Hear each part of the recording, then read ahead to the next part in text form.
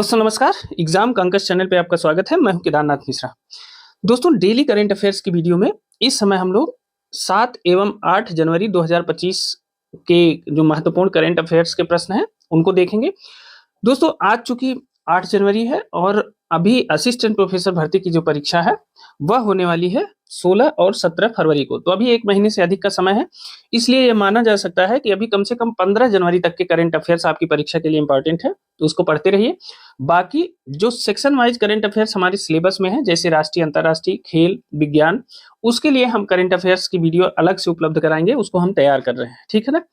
बाकी आप लोगों ने इतना प्यार दिया, इसके लिए आपको बहुत बहुत धन्यवाद। और जितनी भी आपकी क्वेरी है सब मैं देख रहा हूँ, समझ रहा हूँ। और देखिए जो हम पढ़ रहे हैं इस समय असिस्टेंट प्रोफेसर भर्ती परीक्षा के लिए, उसमें एकदम सिलेबस के अकॉर्डिंग पढ़ रहे हैं। मेरा उद्देश्य आपको 2000-3000 प्रश्नों को पढ़ाना नहीं है, इसलिए मैं पहले केवल उस जगह को चूज कर रहा हूं कि जहां से सबसे ज्यादा प्रश्न आ रहे हैं, ठीक है। कम से कम समय में आप ज्यादा से ज्यादा प्रश्नों को तैयार कर लें, क्योंकि आपको विषय भी पढ़ना है। केवल जीएस पढ़ के तो सिलेक्शन होगा नहीं, इसलिए मैं सोच रहा हूं केवल उन जगहों को चूज कर लूं जहां से ज्यादा प्रश्न उठते हैं, ठीक है। फिर समय रहेगा तो बाकी चीजें हम आगे भी उसमें जोड़ देंगे, मैराथन भी देंगे। लेकिन अभी जो आपकी डिमांड है, जैसे आप लोग कह रहे हैं कि 30 प्रश्न का सेट होना चाहिए, प्रश्नों की संख्या बढ़ाना चाहिए। देखिए मैं प्रश्नों की संख्या बढ़ा दूंगा, लेकिन मैं जिस तरह से अभी समझा रहा हूं आपको, फिर मैं अगर 30 प्रश्नों को समझाने लगूंगा तो 1 से 2 घंटे का समय लगेगा, ठीक है। फिर आप भी उबने लगेंगे और हम भी उबने लगेंगे। मेरा उद्देश्य है पहले उस जगह को हिट कर लिया जाए जहां से अभी तक सबसे ज्यादा प्रश्न आए हैं। उन चीजों को मैं आपको समझा दूं कि एक प्रश्न बताऊं तो आपके 3 से 4 प्रश्न तैयार हो जाए। तो मेरा फोकस पहले उस पे है, ठीक है। उसके बाद जब समय बचेगा, देखिए पहला कमिटमेंट तो ये है कि पहले हमें पूरा सिलेबस पढ़ना है। जैसे दिया गया है सिलेबस उसी के अकॉर्डिंग हम चल रहे हैं, ठीक है। जहां जहां से प्रश्न आए हैं वहां वहां पढ़ रहे हैं। अब बाकी उसमें से भी जो बहुत महत्वपूर्ण है उस हिस्से को कवर कर रहे हैं, ठीक है। अब आगे आने वाले समय में हम इसको और बड़ा करेंगे और जो 6 सेक्शन हैं उसके पूरे मतलब जीएस के, वो सभी सेक्शन को कवर करते हुए पूरे सिलेबस को हम लोग कवर किया जाएगा। ताकि मैं ये मान के चल रहा हूं आप कम से कम 20 प्रश्न तो कोई नहीं है, मतलब 20 के ऊपर और 25 प्लस की स्थिति में आप आ जाएं। क्योंकि मैंने देखा है कि जो साहित्य के विद्यार्थी हैं या जिनका कभी जीएस से कोई वास्ता नहीं रहा है, ऐसे छात्र केवल इसलिए बाहर हो जाते हैं कि उनका जीएस कमजोर होता है और वो जीएस 20 नहीं पहुंच पाते। हमने बहुतों को देखा है 14, 15, 16 तक जीएस करते हैं, ठीक है। तो पहले मैं आपको 20 तक ले चलूं, उसके बाद उसको ऐड करूंगा कि 20 प्लस की स्थिति कैसे बनेगी, उसमें क्या क्या जोड़ना है, ये चीजें मुझे पता है और मैं उस हिसाब से उस प्लान को आगे बढ़ा रहा हूँ। आप हमारे साथ जुड़े रहिए, अपने दोस्तों को भी जोड़े रहिए। देखिए मैं ज्यादा देर बोल दिया, आपको अच्छा नहीं लग रहा होगा क्योंकि आपका टाइम किल हो रहा है, लेकिन यह बताना जरूरी है कि आप अधीर न होइए, आप लगे रहिए। पूरा सिलेबस पढ़ाएंगे और भरोसा है कि जब आप जीएस के प्रश्नों को करके आएंगे तो कमेंट बॉक्स में कुछ ना कुछ तो लिखेंगे ही, ठीक है ना। अगर लोक सेवा आयोग जैसी हालत रही तो कुछ नहीं कहा जा सकता, लेकिन जो पैटर्न अभी तक हायर एजुकेशन कमीशन ने फॉलो किया है उस हिसाब से अगर प्रश्न आए, उससे थोड़ा सा इधर उधर भी हुए तो कोई दिक्कत नहीं है, ठीक है। तो आप लगे रहिए, मेहनत करते रहिए, अपने विषय पे भी फोकस करिए और जीएस को पूरा सिलेबस हम पढ़ाएंगे। ये आज भी ये मेरा कमिटमेंट है। आप पढ़ते रहिए, थोड़ा थोड़ा पढ़ते रहिए, जहां लगेगा कि प्रश्नों की संख्या बढ़ाने की आवश्यकता है तो मैं स्वयं बढ़ा दूंगा, ठीक है। अब चलिए आज के जो करंट अफेयर्स है 7 और 8 जनवरी का करंट अफेयर्स है। अब कल से आपको regular day by day current affairs मिलने लगेगा, ठीक है ना। तो चलिए शुरू करते हैं। आज का देखिए पहला प्रश्न है, बेमौसम बारिश को प्राकृतिक आपदा किस राज्य सरकार ने घोषित किया है। तो बेमौसम बारिश को प्राकृतिक आपदा किसने घोषित किया है? उड़ीसा ने। क्या होता है कि उड़ीसा चूंकि समुद्र तट के किनारे है तो कभी वहां तूफान आ गया, कभी कोई और परिस्थितियां बन गई, मतलब बरसात का मौसम नहीं है फिर भी भयानक बारिश हो जाती है वहां पे। इसीलिए ऐसी बरसात को उड़ीसा ने बेमौसम बारिश को प्राकृतिक आपदा घोषित कर दिया है, ठीक है ना। तो इसे याद रखिएगा। नेक्स्ट देखते हैं। देखिए डॉक्टर जितेंद्र सिंह ने स्वदेशी पैरासीटामॉल को लॉन्च किया है। किसको लॉन्च किया? स्वदेशी पैरासीटामॉल, ठीक है ना। अब स्वदेशी पैरासीटामॉल आ गई है और उसे लॉन्च किया है डॉक्टर जितेंद्र सिंह ने। इसको किसके द्वारा बनाया गया है? तो इसको बनाया गया है CSIR के द्वारा, ठीक है ना। CSIR के द्वारा स्वदेशी पैरासीटामॉल का निर्माण किया गया है। अब अगर मैं आपसे पूछूं कि CSIR का फुल फॉर्म क्या है, तो CSIR का फुल फॉर्म मैं आपको बता देता हूं, काउंसिल ऑफ साइंटिफिक एंड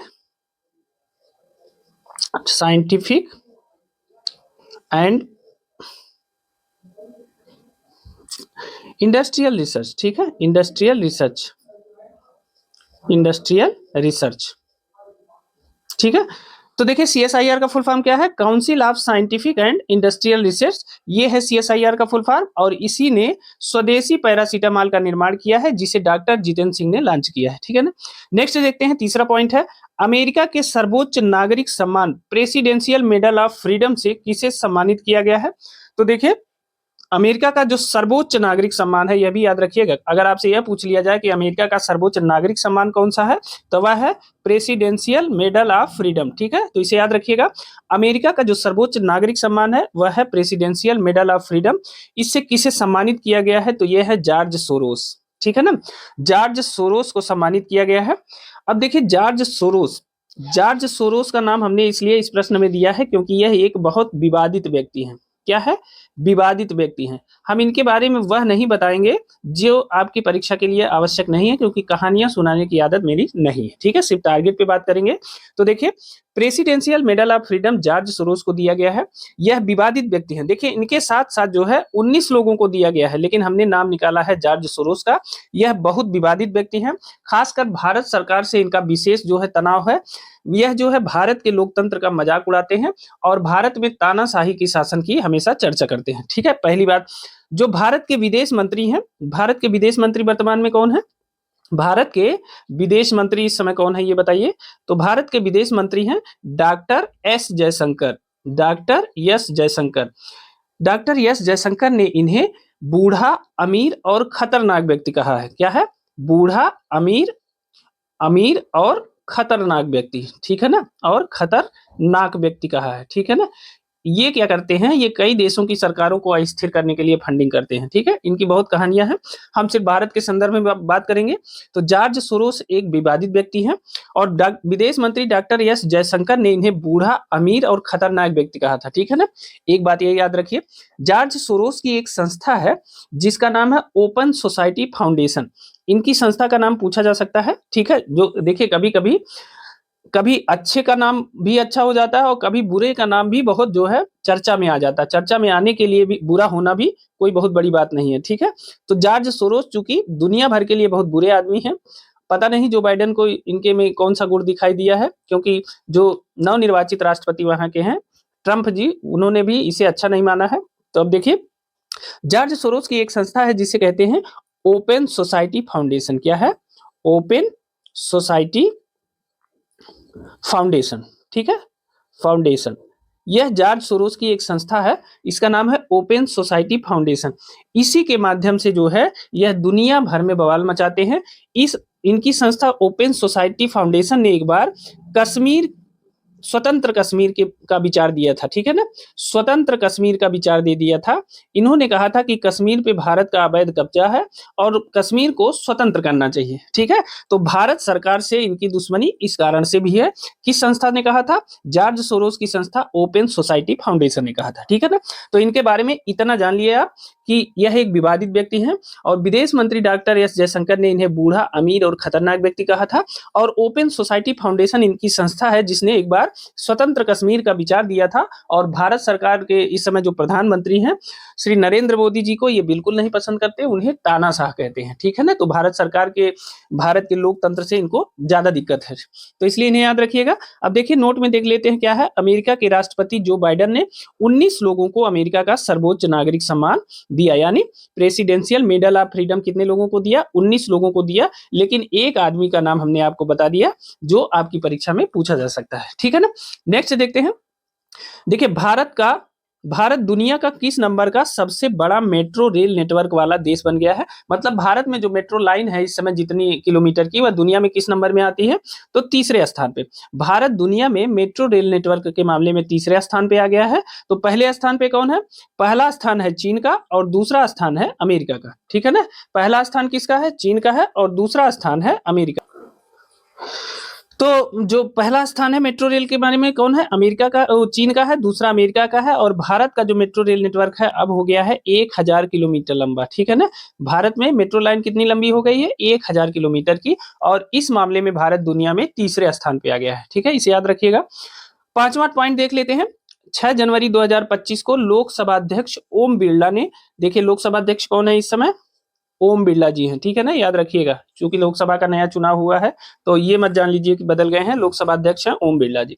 इन्होंने पंचायत से संसद 2.0 पहल का उद्घाटन किया। इस कार्यक्रम का लक्ष्य क्या है? तो पंचायत से संसद 2.0 पहल, इस कार्यक्रम का लक्ष्य क्या है? तो इसका लक्ष्य है भारत के 22 राज्यों और केंद्र शासित प्रदेशों में अनुसूचित जनजातियों की 502 निर्वाचित महिला प्रतिनिधियों को सशक्त बनाना। अब देखिए, अगर आपसे पूछा जाए कि वर्तमान में देश में अनुसूचित जनजातियों की कुल कितनी महिला प्रतिनिधि पंचायतों में निर्वाचित हुई हैं, तो आपको पता चलेगा कितनी है, 502। ये देखिए आपके उत्तर में दो प्रश्न छुपा हुआ है, ठीक है ना। पहली, पंचायत से संसद 2.0 पहल का उद्घाटन किसने किया? तो लोकसभा अध्यक्ष ओम बिरला जी ने किया। इस कार्यक्रम का टारगेट क्या है, लक्ष्य क्या है? तो भारत के 22 राज्यों और केंद्र शासित प्रदेशों में अनुसूचित जनजातियों की, ठीक है ना, ध्यान दीजिएगा कि भारत के 22 राज्यों और केंद्र शासित प्रदेशों को मिला करके अनुसूचित जनजातियों की कुल 502 निर्वाचित महिला प्रतिनिधियों को सशक्त बनाना। ये महिला प्रतिनिधि किसके लिए निर्वाचित हैं? पंचायत के लिए, ठीक है ना। कुल अनुसूचित जनजातियों की कुल निर्वाचित महिला प्रतिनिधि कितनी है? 502, ठीक है ना। तो इन्हें सशक्त बनाने के लिए पंचायत से संसद 2.0 पहल का उद्घाटन किया गया है। अगर आपसे कोई पूछा जाए कि वर्तमान में देश में अनुसूचित जनजाति की निर्वाचित महिला प्रतिनिधियों की संख्या कितनी है, तो 502 याद रखिएगा, ठीक है। नेक्स्ट देख लेते हैं। देखिए, इसके बारे में नोट भी दिया है कि इसका आयोजन राष्ट्रीय महिला आयोग द्वारा लोकसभा सचिवालय और जनजातीय मामलों के मंत्रालय के सहयोग से किया जाएगा। किसके किसके? राष्ट्रीय महिला आयोग द्वारा और लोकसभा सचिवालय और जनजातीय मामलों के मंत्रालय के सहयोग से किया जाएगा, इसे भी याद रखेंगे। नेक्स्ट है, देखिए 10 से 14 फरवरी 2025 के बीच में एशिया का सबसे बड़ा एयर शो, 15वां एयरो इंडिया, ठीक है ना, एशिया का सबसे बड़ा एयर शो है, ध्यान दीजिएगा।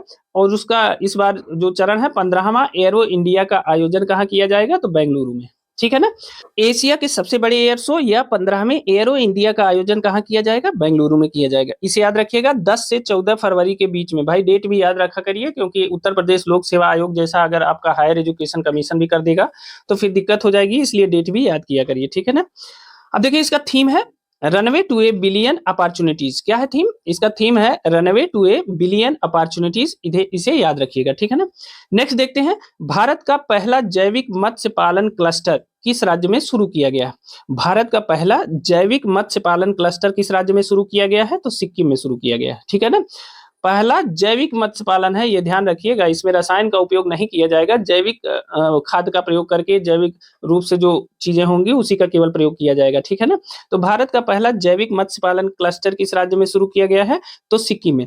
अब बताइए, देश का पहला पूर्ण रूप से जैविक राज्य कौन सा बना था?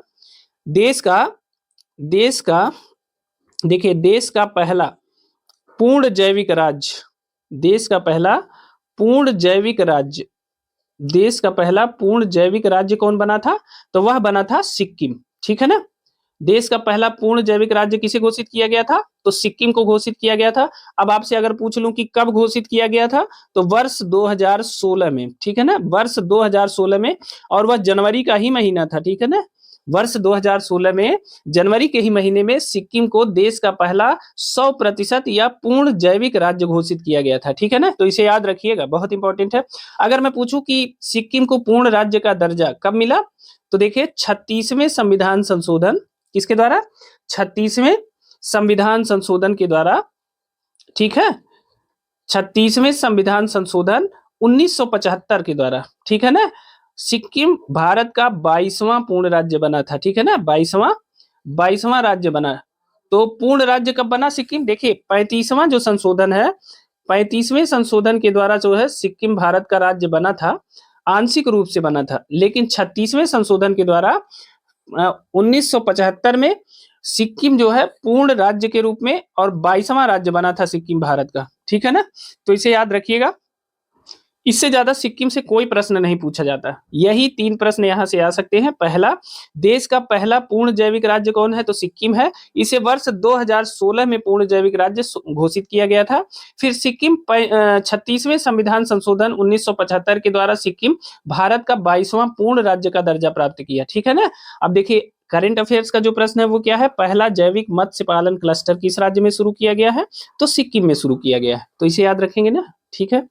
अगला देखते हैं, इसरो ने PSLV C60 द्वारा पोयम 4 के तहत अंतरिक्ष में किस पौधे के बीजों को भेजा है जिनमें अंकुरण के बाद पहली पत्तियां निकल आई हैं? ठीक है ना। तो देखिए इसरो ने PSLV C60 के द्वारा PM4 मिशन है। अब PM4 मिशन क्या है? देखिए जो इसरो की वेबसाइट पर मिला है उसमें कहा गया है PM4 जो पोयम 4 जो मिशन है उसका मतलब है कि PS4 ऑर्बिटल, देखिए मैं यहां लिख देता हूं, नीचे लिखता हूं, देखिए orbital PS4 orbital experiment module, ठीक है, experiment module designated as poem, ठीक है ना, डेजिग्नेटेड एज पोयम, POEM, यह फुल कैपिटल है, ठीक है। तो यह लिखा है कि यह एक जो है एक्सपेरिमेंट मॉड्यूल है और जिसे पोयम के नाम से जाना जाता है, ठीक है ना। अब देखिए पोयम 4 जो तहत है, पोयम 4 का जो टारगेट है इसरो का, पोयम 4 के तहत टारगेट यह जो है एक बहुचरणीय प्लेटफॉर्म है और इसका उद्देश्य है, देखिए पोयम 4 का जो मुख्य उद्देश्य है वो क्या है, वह है कि अंतरिक्षीय वातावरण में, क्या है, अंतरिक्षीय वातावरण में, मैं आपको बता देता हूं, अंतरिक्षीय वातावरण में PM4 पोयम 4, सॉरी PM बार बार जितनी बार PM मैंने बोला उतनी बार सॉरी, पोयम 4 है, ठीक है ना। पोयम 4 जो मिशन है उसका जो उद्देश्य है कि अंतरिक्षीय वातावरण में वनस्पतियों को उगाने और बनाए रखने के लिए, अंतरिक्षीय वातावरण में वनस्पतियों को उगाने और बनाए रखने के लिए, ठीक है ना, और बनाए रखने के लिए इसरो की क्षमताओं को विकसित करना, ठीक है ना, बनाए रखने के लिए इसरो की क्षमताओं को विकसित करना, ठीक है ना, इसरो की क्षमताओं को विकसित करना, इस बात को ध्यान रखिएगा, ठीक है। खासकर असिस्टेंट प्रोफेसर भर्ती परीक्षा के स्टूडेंट इसे ध्यान से पढ़ेंगे कि इसरो ने PSLV C60 द्वारा पोयम 4 एक मिशन लॉन्च किया है और उसमें लोबिया के बीजों को भेजा था जिसमें अंकुरण हुआ और पहली पत्तियां उसमें निकल आई हैं, ठीक है ना। अब देखिए पोयम 4 का जो टारगेट है वो है अंतरिक्षीय वातावरण में वनस्पतियों को उगाने और बनाए रखने के लिए इसरो की क्षमताओं को विकसित करना, ठीक है ना, को विकसित करना, इसे ध्यान रखिएगा। अब देखिए इसमें कौन सा किस पौधे की जो है बीज भेजे गए थे, तो इसे लोबिया के बीज भेजे गए थे, ठीक है ना। अब लोबिया के अन्य नाम भी हैं, देखिए मैं आपको बता देता हूं, देखिए लोबिया को कहते हैं काउपिया भी कहते हैं लोबिया को, ठीक है ना। कुछ क्षेत्रों में लोबिया को लरछा के नाम से जाना जाता है, कुछ क्षेत्रों में लोबिया को बोड़ा के नाम से जाना जाता है, लोबिया को बजरबट्टू के नाम से भी जाना जाता है, जो लोग उस क्षेत्र के होंगे, ठीक है, उन्हें बजरबट्टू के नाम से भी लोबिया को जाना जाता है और चौरा के नाम से भी लोबिया को जाना जाता है, ठीक है ना। तो इतने नाम है लोबिया के, अगर इसमें से लोबिया न दे के कोई भी नाम दे दे तो आप समझ लीजिएगा कि ये बात लोबिया की कह रहा है, ठीक है ना। तो लोबिया के बीजों को भेजा गया था अंतरिक्ष में और लोबिया के बीज उग आए हैं और उनमें पहले पत्तियां निकल आई हैं, ठीक है ना, तो इसे याद रखिएगा, ठीक है।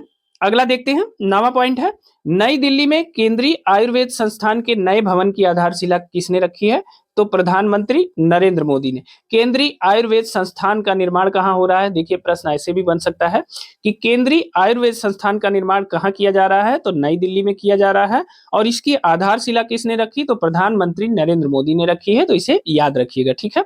10वां महत्वपूर्ण पॉइंट देखते हैं, देखिए नीति आयोग के महिला उद्यमिता मंच के सहयोग से फराल सखी पहल कहां प्रारंभ हुई, कहीं कहीं इसे फरल सखी के नाम से भी आप लिखे हुआ पाएंगे, तो फरल सखी या फराल सखी कहां प्रारंभ हुई, तो यह महाराष्ट्र में प्रारंभ की गई है महिला उद्यमिता मंच के सहयोग से और सेल्फ हेल्प ग्रुप की जो महिलाएं हैं उनके सशक्तिकरण के लिए और उनके प्रशिक्षण के लिए, उन्हें उद्योग के क्षेत्र में और सशक्त बनाने के लिए इस पहल का प्रारंभ किया गया है, फराल सखी पहल या फरल सखी पहल। यह महिला उद्यमिता मंच के सहयोग से, यह नीति आयोग के महिला उद्यमिता मंच के सहयोग से महाराष्ट्र में इसकी शुरुआत की गई है, ठीक है ना।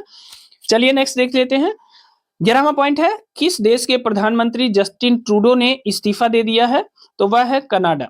कनाडा के प्रधानमंत्री जस्टिन ट्रूडो ने इस्तीफा दे दिया है। अब देखिए कनाडा की तो बहुत दुर्दशा होने वाली है क्योंकि अमेरिका के जो नवनिर्वाचित राष्ट्रपति हैं ट्रंप, ठीक है ना, जो ट्रंप हैं नवनिर्वाचित राष्ट्रपति, इन्होंने कनाडा को अमेरिका का हिस्सा बताते हुए अमेरिका में शामिल करने की घोषणा कर दी है, मतलब इच्छा जाहिर कर दी है। उन्होंने ट्रंप अमेरिका को सीधे स्वतंत्र कनाडा के रूप में मानने से इनकार कर दिया है और उन्होंने कहा कि कनाडा तो अमेरिका का हिस्सा है। इसी बीच जो है कनाडा के प्रधानमंत्री जस्टिन ट्रूडो ने इस्तीफा दे दिया है। ठीक है, चूंकि भारत और कनाडा के संबंध बहुत तनावपूर्ण रहे हैं। हाल ही में भारत सरकार ने कनाडा के राजनयिकों को बाहर निकाल दिया था, देश से जाने के लिए कह दिया था। इसलिए इस फैक्ट को याद रखिएगा। ठीक है, इस मतलब फैक्ट को हमेशा याद रखिएगा कि हाल ही में किस देश के राजनयिकों को भारत सरकार ने निकाला था, तो कनाडा के राजनयिकों को भारत सरकार ने अपने देश से निकाला था। ठीक है ना, तो इसे याद रखिएगा। नेक्स्ट देखते हैं, 12वां पॉइंट है राष्ट्रीय पक्षी दिवस 2025 कब मनाया गया है, तो यह 5 जनवरी को मनाया गया है। याद रखिएगा, राष्ट्रीय पक्षी दिवस 2025 5 जनवरी 2025 को मनाया गया है। ठीक है ना। नेक्स्ट देखते हैं, कैंसर थेरेपी के लिए इंजेक्टेबल हाइड्रोजेल कौन सी आईआईटी ने विकसित किया है, तो देखिए कैंसर थेरेपी के लिए इंजेक्टेबल हाइड्रोजेल का जो विकास है वो किसने किया है, आईआईटी गुवाहाटी ने। ठीक है ना, आईआईटी गुवाहाटी ने कैंसर थेरेपी के लिए इंजेक्टेबल हाइड्रोजेल का विकास किया है। याद रखिएगा। 14वां पॉइंट है, दुनिया में दूसरा सबसे अधिक साइबर हमलों वाला देश कौन बन गया है, तो यह है भारत।